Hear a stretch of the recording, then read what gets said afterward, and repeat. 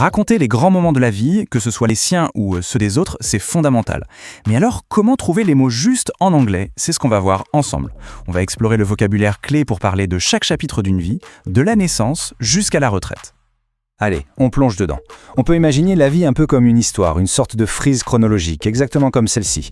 On va donc parcourir chaque grande étape, l'une après l'autre, pour vraiment s'approprier le vocabulaire qui va avec. C'est un peu un voyage à travers les mots qui façonnent nos expériences.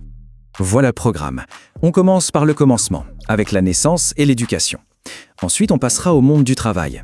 Puis, on s'intéressera à la sphère plus personnelle, avec le mariage et la famille, et on terminera avec les dernières étapes de la vie. C'est parti. Tout commence par le début, évidemment. La naissance, c'est un événement universel, mais en parler correctement en anglais, eh bien ça peut être un peu piégeux. D'ailleurs, il y a une erreur hyper fréquente que quasiment tout le monde fait. Alors, regardons ça. I born in 1990 ou I was born in 1990. L'une des deux est fausse, et pourtant on l'entend tout le temps. C'est l'exemple parfait du petit détail de grammaire qui change absolument tout. La bonne réponse, bien sûr, c'est la deuxième. I was born in 1990. Voyons un peu pourquoi. En fait, la règle est toute simple. Le mot « born » pour parler du passé n'est quasiment jamais tout seul. Il a besoin d'un petit coup de main, le verbe « be » conjugué au passé, donc « was » ou « were ». En fait, « born » se comporte comme un adjectif qui décrit un état. C'est comme si on disait « j'étais né » ou « elle était née ». Et voici comment faire l'accord. C'est très logique. Pour I, he, she, on utilise was born, et pour you, we, they, on prend were born. Une fois qu'on a ça en tête, l'erreur ne se produit plus. Bon, et en pratique, comment on pose la question? Voici les plus courantes pour lancer la conversation. Where were you born? Pour le lieu. When were you born? Pour la date. Remarquez bien comment on utilise where ou was selon la personne à qui on s'adresse. Après la naissance, l'enfance, vient l'âge des études et du travail. C'est une période remplie de réussites qu'on a envie de partager, comme l'obtention d'un diplôme ou le début d'une carrière. Pour parler de sa remise de diplôme, la structure est vraiment claire. D'abord, le verbe I graduated. Ensuite, pour l'année, on utilise la préposition in, comme dans in 2020. Et enfin, pour l'école ou l'université, c'est from the University of Toronto. 3 petites étapes et la phrase est parfaite. Le diplôme en poche, on cherche du travail. Pour en parler, il y a 2 expressions très utiles. I was hired by, c'est une forme passive qui met en avant l'entreprise qui recrute.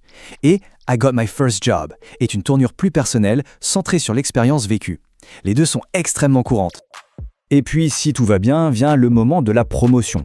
Le verbe, c'est to be promoted. Ça veut dire quoi? Simplement qu'on avance dans la hiérarchie, qu'on passe à un poste avec plus de responsabilités. Par exemple, d'employé à superviseur, puis à manager. Maintenant qu'on a les mots, comment on s'en sert dans une conversation? Parce que oui, poser des questions sur le travail, c'est un grand classique des interactions sociales. Voilà, 3 questions polies et très efficaces. What do you do for a living est une façon un peu plus formelle de s'enquérir de la profession. What do you do for work est plus direct, plus courant. Et where do you work, simple, efficace, pour savoir où la personne travaille. Allez, on quitte le bureau pour entrer dans la sphère privée. L'amour, le mariage, la famille. C'est une partie de la vie qui est très riche en vocabulaire spécifique. Et là encore, il y a quelques petits pièges à éviter. Tiens, en voilà une autre, d'erreur classique. Dire des engaged, c'est incorrect.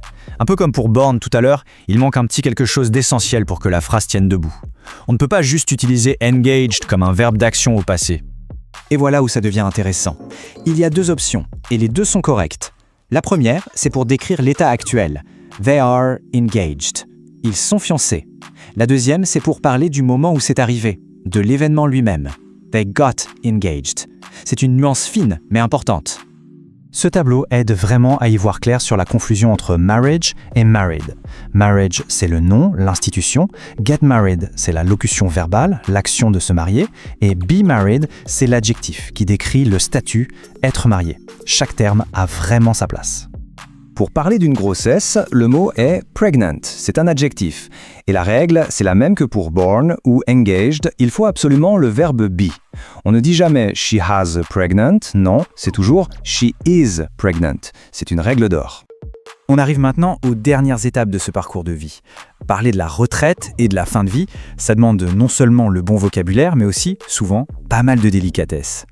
On retrouve ici une distinction qu'on a déjà vue.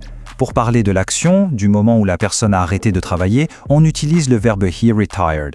Mais pour décrire son état actuel, on dit My father is retired avec l'adjectif et le verbe be. L'un est un événement, l'autre est un statut. Pour la mort, c'est pareil, il y a une différence entre l'événement et l'état. Died et passed away sont des verbes qui décrivent le moment où c'est arrivé. D'ailleurs, passed away est une formule plus douce, plus respectueuse. Dead, par contre, c'est l'adjectif, ça décrit un état. Elvis is dead, c'est un simple constat.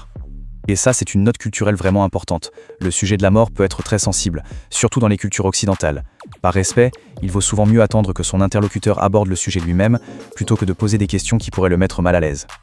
Et voilà, on a fait tout le tour, de la naissance au dernier chapitre. Chaque étape a son langage, ses expressions. Ces mots, ce n'est pas juste de la grammaire, ce sont les outils qui permettent de partager les histoires qui nous construisent tous. La question, au final, c'est celle-ci. Maintenant qu'on a ces outils en main, quelle histoire, la sienne ou celle d'un proche, pourrait-on raconter avec plus d'aisance, avec plus de justesse ? Car c'est bien ça le but du langage, créer du lien